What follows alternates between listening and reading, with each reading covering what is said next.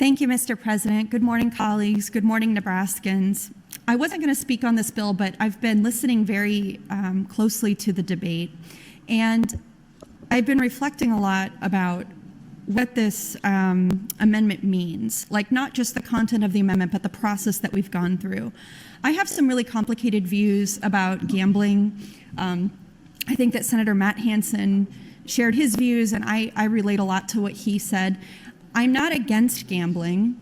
I am not against people using their money in a way that they want.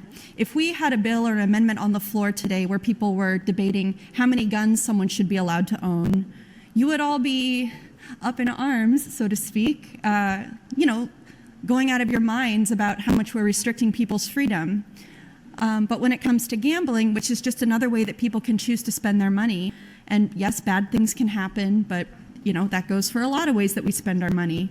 How much are we going to let the nanny state come into Nebraska? How much are we going to, have this concern from a place of morality about if people are spending their money in the right way, on the right things, if we approve of it? So the reason I have reservations about gambling is not because I think it's morally wrong or that we need to prevent people from hurting themselves. It's because whenever we debate things like this in the Nebraska legislature,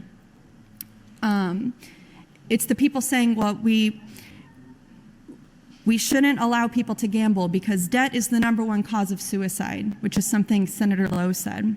Well, yeah, and a lot of people have a lot of student debt, and a lot of people have a lot of medical debt, especially after this pandemic. But in the legislature, we aren't serious about alleviating any of that kind of debt.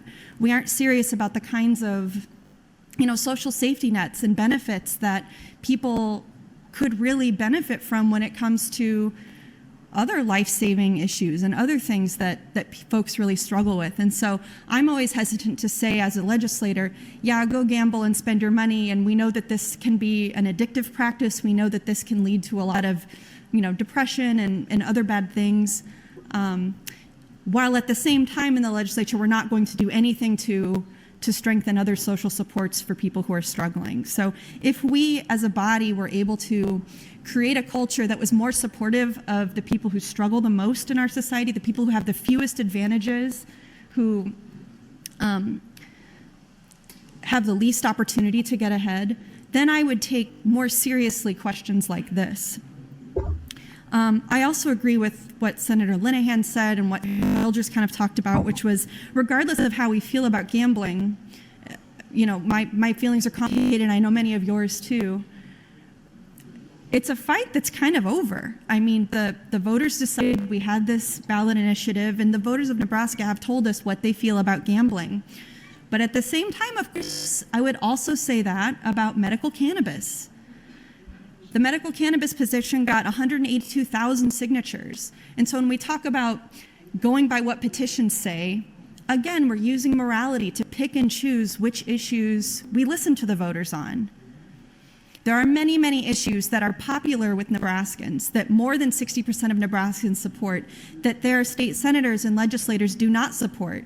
The state legislature is way more conservative than Nebraskans actually are on the whole politically.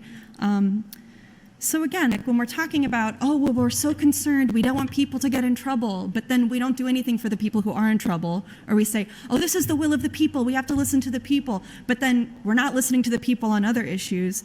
It's just a little bit hypocritical for me, and 1 minute. I would like all of us to reflect on that and think about that, and if the positions we have are being consistent. I'm also a little bit wary of the process.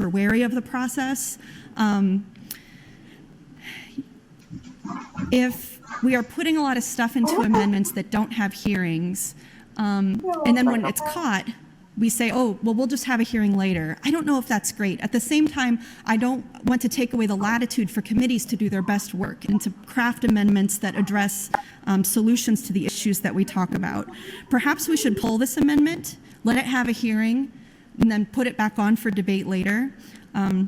Proponents and opponents of this issue contain multitudes, right? Like people are supportive for different reasons and people are opposed for different reasons. And I just ask the legislature to have moral consistency and integrity when we talk about who we're concerned about and how much we need to extend the arm of Time, government Senator. to help them. Thank you. Thank you, Senator.